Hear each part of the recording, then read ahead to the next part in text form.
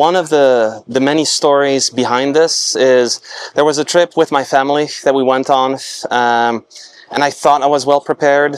And so my family, they like being indoors, but they're not, you know, like survivalists of sorts, you know. So I took them on a trip, and overnight the winds changed, weather changed, freezing rain hit, stuff like this. And so the next morning, yeah, you know, you can imagine we packed up. It was a very uncomfortable trip back home, you know. But ultimately that also shed light in terms of, hey, there must be other people that go through situations like this. And so that is one of the reasons why we end up building this, so that you don't have to go through different apps, be a meteorologist, you know, and just being able to read those reports very well. So we've built Camp Spotter in a way that, let's say, like a Gaia, an Onyx, any other tool, even a Rivian can, let's say, like integrate. So instead of for us trying to bring users to this platform, we actually built it in a way that we can bring it to the platforms where our users are. To be clear, this is not like yet another AI application. This is actually just like a very simple math and statistics. And the main reason why we're not using AI is that we want things to be predictable. AI is not predictable in a sense. So that means that no matter who is using, you know, like a running Camp Spotter for a particular spot, they will always get the same score, no matter whichever friend is running it. And so that's why dependability is a key piece, and we don't want to gamble on scores. We basically have 32 data points that we gather, and a huge portion of our data sources actually comes from academic weather research institutes. So think of NOAA, NASA, European Space Agency, the Japanese Weather Research Institute. So we gather all of that. We also have like LiDAR data that we use, satellite LiDAR data.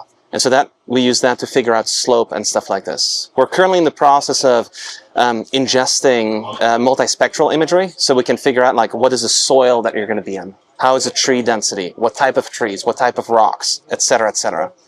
And so hopefully that will give us a lot more insight into like improving the scores. At this point, we have one place, so it's campspotter.io. It's a tool designed to run desktops, to your phones, and stuff like this.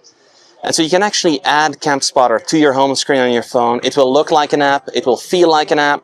We have a free tier to get started, so that gives you 10 assessments to run.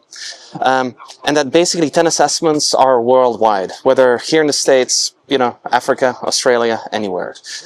Once you're gone through those 10 assessments, you can actually upgrade to a Pro tier. And our Pro tier gives you unlimited assessments, again, globally, and that's at $40 a year. So Gaia can actually integrate with us. In a sense, we're literally one API call away.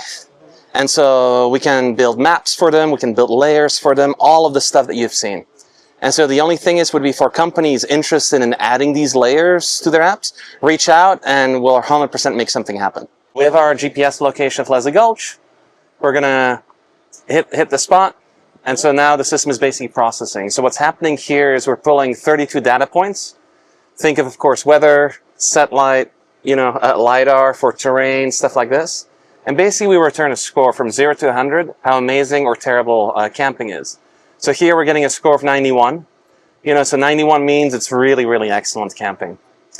Something else that you're kind of getting is you can kind of see how our predictions actually range for the period that you chose. So you can kind of see like, hey, it's very steady today, but slowly camping quality is going to drop a little bit. I mean, you know, it's still a very, very good score. Something else what the model will return is the experience factors that are going to make camping better or worse. And so you can kind of see over here we have like clouds are going to not help us. Humidity is not helping us because 47% of humidity. And then of course we have a temperature of 92, which is just terrible.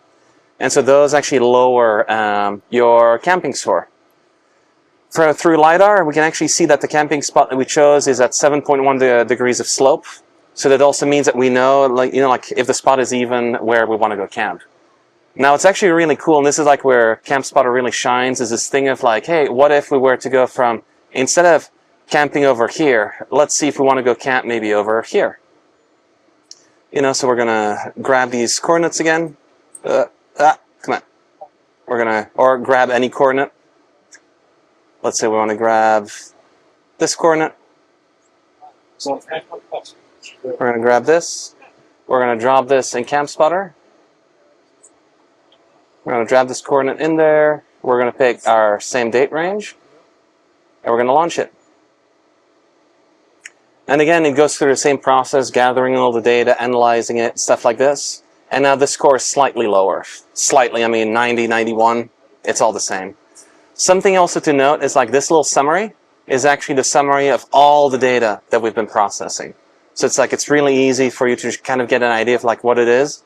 And occasionally there's a dad joke that we sneak in there, you know. So something interesting that we can probably see is that this spot is like near perfectly level, you know. So you also have the altitude where it's at. And what's actually pretty cool as well is like you can see all the data that the model is using to kind of come up with these scores. So it's like, you know, temperature breakdown for the day to tomorrow. It's like every 3 hours, basically, we spit all of this data out. And what's actually also pretty cool is no one else on the platform is able to see who is searching for what's like your secret spots, really stay secret, you know, which is super, super cool. So it's only you get to decide if you want to share an assessment with friends, you know. And the moment you share it, you can share this link with friends, and then they can go to this to only see that spot.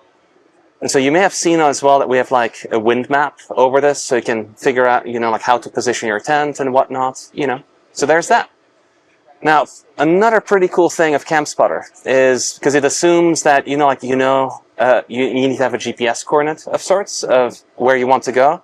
We heard from a lot of our users that some of our users don't have GPS coordinates where to go. So it's the answer to the eternal question of like, where should I be going this weekend?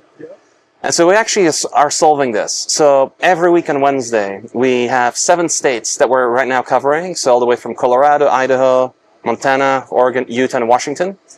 And every 300 feet, we do a measurement of how good is camping there. And we do this for the next 2 weeks. And so what this allows you to do is like really look at a nearly day-to-day view of like, you know, the next 2 weeks ahead, where the good and where the bad camping spots are. And you can kind of see that, you know, like all these tiles you can click on, you know, so this is 46, but however, one of the adjacent spots is a much lower score. This is a 40. And so, you know, like, hey, the green ones, these are a lot better, you know, so you can really figure out the area of the state that you can go to, okay. You know. This works in mobile, so you can go to campspotter.io and, yeah, use it. So, yeah. And this hopefully will help with better planning your trips and not ending in any miserable spot, you know. So we've built CampSpotter in a way that, let's say, like a Gaia, an Onyx, any other tool, even a Rivian can, let's say, like integrate. So instead of for us trying to bring users to this platform, we actually built it in a way that we can bring it to the platforms where our users are.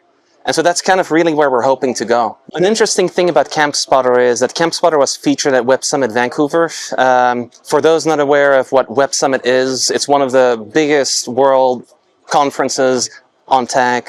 Tons of startups are there. And actually CampSpotter was one of their featured startups in their alpha series.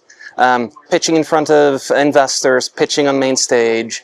And yeah, and so this is what CampSpotter has achieved at this point.